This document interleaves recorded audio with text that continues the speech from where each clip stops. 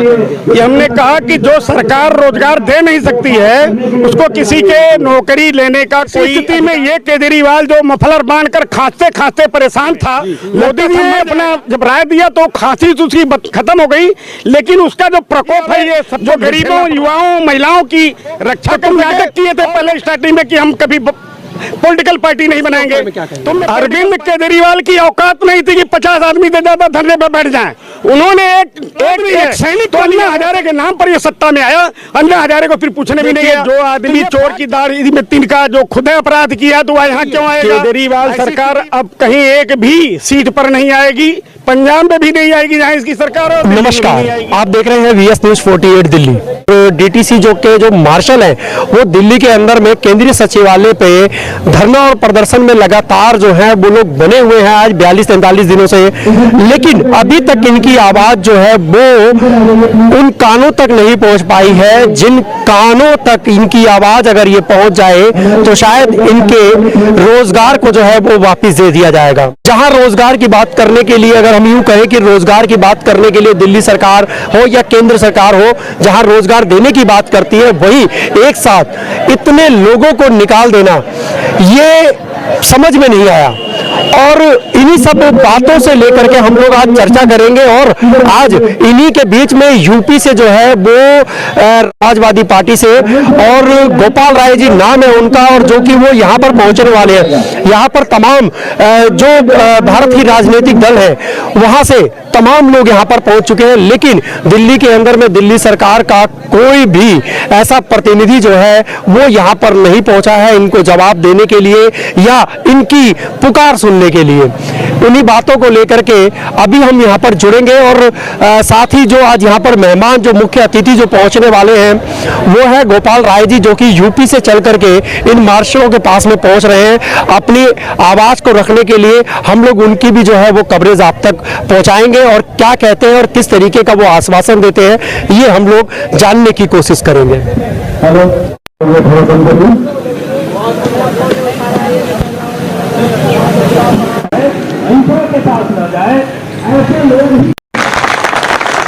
अभिनंदन sir, Delhi civil defence के बेरोजगार महिला पुरुष आपका अपने सभा में सादर आमंत्रित करती है और आपसे निवेदन करती है कि जो यह सरकारों का दिल्ली में खेल चल रहा है, बेरोजगार करने की नीति चल रही है, उस नीति के विषय में हम सभी को संबोधित करें। धन्यवाद। मुझे तो शाम को 7 बजे सूचना मिली कि आप लोग दिल्ली में लगभग 45 दिन से धरना कर रहे हैं और ये धरना करना भी आपका नैतिक अधिकार है। और ये धरना जब रोजी रोटी से मिला हुआ हो तब तो मुझे लगता है कि बहुत ही प्रचंड धरना आवश्यक है और जो महत्वपूर्ण आप लोग कर दिए हैं। एक इतिहास साक्षी है कि आपने देखा होगा, मैं कहूंगा हर जोर दूर के चक्कर में आप लोग कहिएगा संघर्ष हमारा नारा है। एक नारा पहले जोरदार हो जाए केजरीवाल सरकार के खिलाफ, जो नौकरी नहीं दे रहा है तो दूसरे के दी हुई नौकरी को छीनने का अधिकार उसे नहीं है। हर जोर मिलने के चक्कर में नारे बड़े जोरदार लगाइए, पता तो चले आम आदमी पार्टी के लोगों को। हर जोर मिलने के चक्कर में, हर जोर मिलने के चक्कर में, हर जोर मिलने के चक्कर में धन्यवाद साथियों। इतिहास रखिए, आप सभी लोग दिल्ली में पूरा देश देखा कि केजरीवाल ने किस नाटक का स्वरूप बताया कि राजनीतिक दल ही नहीं बनाऊंगा।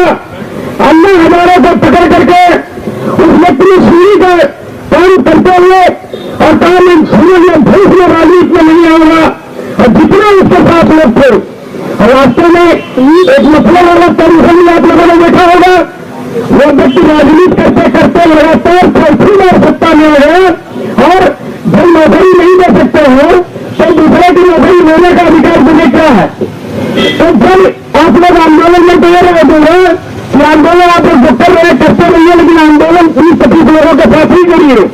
लेकिन हर हफ्ता में एक दिन मजबूती से कम 10,000 लोगों के साथ करिए, उसमें गिरफ्तारी लगाई होगी तो कोई दिक्कत नहीं है। हमारी पार्टी राष्ट्रीय क्रांतिकारी समाजवादी पार्टी है। हम लोगों ने भी एक राष्ट्रीय पार्टी का समर्थन दिया था और समर्थन देने का मेन उद्देश्य था कि वास्तव में गरीबों को भोजन जरूर मिलना चाहिए। आज प्रधानमंत्री नरेंद्र मोदी के नेतृत्व में समझ लीजिए कि 80% देश के नागरिकों जो गरीब है उनको भोजन मिल रहा है। और केजरीवाल वहीं पर एक नुकसान किसका कर रहे हैं? जो दिल्ली के वासी हैं, दिल्ली में जॉब करते थे, उनके भी बीवी बच्चे हैं। बताइए बच्चों की फीस कहां से आएगी, बच्चे खाएंगे कहां से? ये सब उसको ध्यान नहीं है। ऐसी स्थिति में जितनी भी मीडिया की है तो ये केजरीवाल सरकार कम ही होगा। तो आप राष्ट्रीय क्रांतिकारी समाजवादी पार्टी और मैं केंद्रीय सरकार जनसंगठन का चेयरमैन होने के नाते आप सभी लोगों को हमेशा समर्थन में देते रहूंगा और आज भी मैं आपको समर्थन दे रहा हूं। जब भी आवश्यकता पड़ेगी हम आपके साथ रहेंगे। और इस कार्यक्रम में केंद्रीय जी, आदित्य जी, मुकेश जी, सती जी, हर्षित जी, निराज जी, संदीप जी और दीदी जी हैं, सोनू देवी जी हैं। तो ये सभी लोग जो यहाँ पर संघर्ष करें, आप सभी लोग तो जो महत्वपूर्ण भूमिका आप सभी लोगों की है। आपने देखा होगा संघर्ष शक्ति चल रही है। आज देश में जो एक पॉलिटिकल पार्टी चल रही है उसमें कुछ देश हित के निष्ठावान लोग भी लगे हैं। 5 लोगों ने मिलकर के राष्ट्रीय स्वयं संघ की स्थापना किए थे और आप हजारों की संख्या में यहाँ पर हैं। ये 1000 आदमी जब इकट्ठा हो जाएंगे तो अपनी बड़ी मांगे हैं, मांगे कुछ है नहीं जो आपकी पूर्व में भी कि हमें भैया नौकरी से न निकाला जाए, उसको लेकर के 45 दिन से आप लोग बैठे हुए। ये नौकरी पर समय वापस में फिर आप लोग अपने घूमने को समाप्त कीजिए और चुपचाप मार करके अपने बच्चों को शिक्षा दिखा दीजिए। और हर आदमी अपने बच्चों को सोचता है कि पढ़ा लिखा करके हम किसी न किसी ऐसे योग्य बने कि हमारे परिवार का, हमारे खानदान का नाम रोशन हो। हमारी महिलाएं बैठी है, बहनें बैठी हुई है, हमारे युवा भाई हैं। इस उम्र में नौकरी चली नहीं रही है। जब आदमी पहले से नौकरी मिली हुई है उस व्यक्ति को नौकरी से हटा दिया जाए तो बताइए शाम का भोजन कहां से मिलेगा? और ये सरकार के ऊपर क्यों नहीं लग रही है कि 1.5 महीने से इस तरह से आप लोग रात दिन जाड़े में बैठे हुए, कोई बीमार हो जाए, किसी का बीमा भी तो सरकार नहीं कराई होगी। अब ये नहीं कराई होगी किसी का बीमा हुआ हो तो हाथ उठाइए, जिसका नहीं हुआ हाथ उठाइए। देखिए किसी का बीमा नहीं हुआ, ये सभी लोग हैं। तो ये सरकार वास्तव में निकलनी सरकार है। इसको निश्चित रूप से उखाड़ फेंकने के लिए हम लोगों को एक कहावत है, या चुनाव नहीं रहेगा संघर्ष बड़ा दूसरे होगा। गरीबों को मिले रोटी तो मेरी जो शक्ति है। ये बनारस काशी के रहने वाले लोग जो थे वो केंद्रीय स्वास्थ्य मंत्री भी हुए और कई बीघा जमीन गरीबों में उन्होंने बांट दिया था। तो वास्तव में या चुनाव नहीं रहेगा संघर्ष बड़ा दूसरे होगा। गरीबों को मिले रोटी तो मेरी जो शक्ति है एक बार नारे लगे।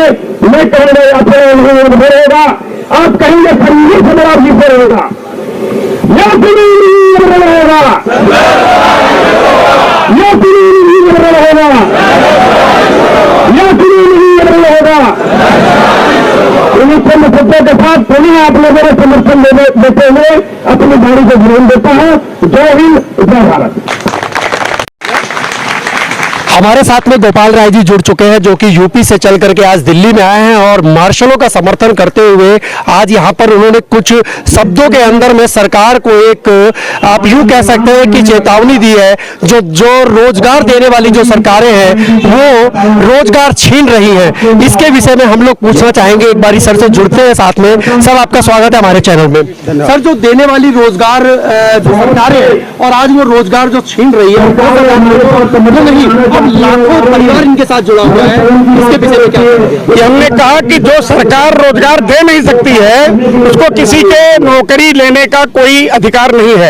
ऐसी स्थिति में ये केजरीवाल जो मफलर बांधकर खांसते खांसते परेशान था, लगता था मर जाएगा, उस केजरीवाल को मोदी जी ने कहा कि तुम जाके अपना वो ठीक कराओ बेंगलोर में।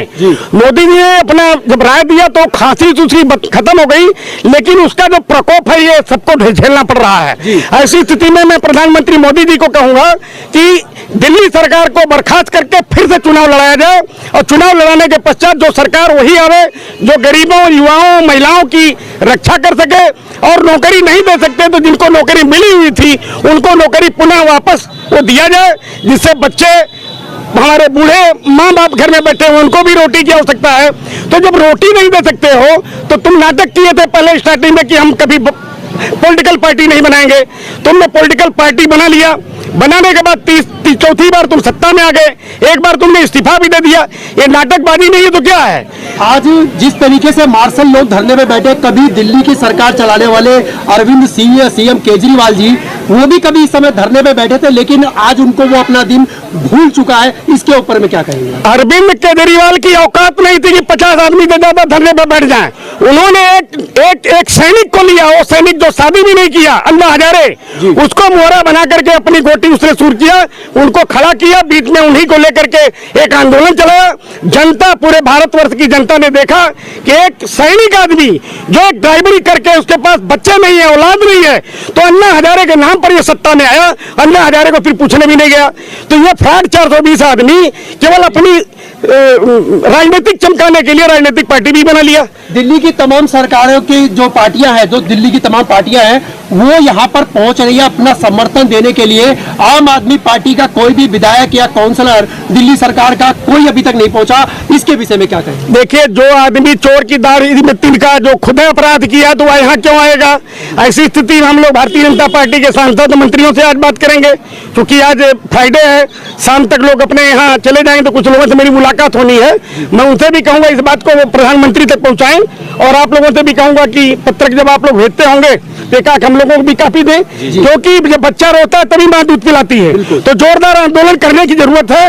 और ये धरना प्रदर्शन स्टार्टिंग में आप 25-30 लोगों शुरू करिए, लेकिन हफ्ते में एक जोरदार कर दीजिए। 2024 के अंदर में फिर एक बार इलेक्शन है, और जो कि गठबंधन जो सरकार है जो इनकी बनाने की कोशिश कर रहे हैं, क्या लगता है कि 2024 के अंदर में फिर आम आदमी पार्टी को आना चाहिए? केजरीवाल सरकार अब कहीं एक भी सीट पर नहीं आएगी, पंजाब में भी नहीं आएगी जहां इसकी सरकार है, और दिल्ली में भी नहीं आएगी। जो आनी थी आ गई। जनता समझदार है, और जो इस तरह विश्वासघात कर रही है बच्चों, महिलाओं, युवाओं के ऊपर, तो निश्चित रूप से उसका जाना तय है। आम आदमी पार्टी के लिए और जनता के लिए क्या विशेष आप कहेंगे कि आम आदमी पार्टी को चुनना चाहिए आने वाले 2024 में या नहीं? देखिए, आम आदमी पार्टी जब फ्रॉड करके, पहले तो पार्टी बनाई नहीं थी, उसने पार्टी बना ली, क्योंकि जब वो आंदोलन शुरू किया तो पार्टी नहीं थी।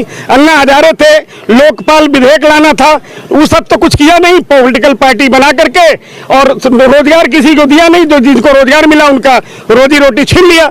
ऐसे में तो उसको बिल्कुल जमानत जब्त सभी प्रत्याशियों का निश्चित रूप से होगा। 40 दिन से ऊपर हो गया इन लोगों को प्रोटेस्ट करते हुए, और सामने की बिल्डिंग के अंदर में बड़े बड़े नेता लोग यहीं से पूरी राजनीति का खेल खेलते हैं, लेकिन इनके तरफ कोई देखने को राजी नहीं है। आखिर में ऐसा क्यों रचा जा रहा है? देखिए, ये लोक बंधु राजनारायण के विचारधारा, जो याचना नहीं अवरण होगा, संघर्ष बड़ा भीषण होगा, गरीबों को मिले रोटी तो मेरी जान सस्ती है, तो उनके विचारों को लेकर के ये लोग आंदोलन कर रहे हैं। और निश्चित रूप से अगर इन लोगों को जो खोई हुई इनकी जो नौकरी है, इसको वापस अगर नहीं मिलती है, तो इनका आंदोलन, इनके बच्चों का श्राप लगेगा कि वो निश्चित रूप से स्वयं समाप्त हो जाएगी पार्टी, और उसके जो प्रत्याशी खड़े होंगे उनकी जमानत जब्त हो जाएगी। चलिए, बहुत बहुत धन्यवाद सर, बहुत बहुत धन्यवाद।